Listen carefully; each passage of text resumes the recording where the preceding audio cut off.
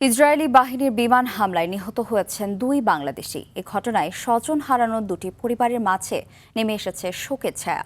এর আগে গত 25 ফেব্রুয়ারি সংসারের সচ্ছলতার আশায় লেবাননে পাড়ি জমিয়েছিলেন সাতক্ষীরা সদর উপজেলার ভালুকা চাঁদপুর গ্রামের শফিকুল ইসলাম ও আশাশুনি উপজেলার কাদাকাটি গ্রামের নাহিদুল ইসলাম।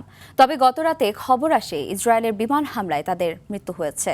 প্রবাসী কল্যাণ মন্ত্রণালয় 2 রেমিটেন্স যোদ্ধার মৃত্যুর বিষয়টি নিশ্চিত করেছে।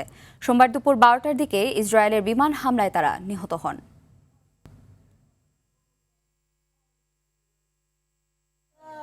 কিচ্ছু তো পাতিনি, আমি যোগাযোগ করতেছি, ওরা যে 10 জন ছিল একসাথে, আমি কারো যোগাযোগ পাতিনি। সুন্দরভাবে আগামী দিনগুলো চলতে পারে এবং লাশটাকে দাফন কাফন করার আমরা যেন জানাজায় অংশ নিতে পারি, তার কবরটা যেন আমাদের কবরস্থানে থাকে, এটাই এখন বড় সান্ত্বনা। আমি লাঞ্চে এসে কথা কই, লাঞ্চে বাসায় আসি একটা সময়, তখনও ফোন দেয় যে আম্মু এই সময় বাসায় আসে।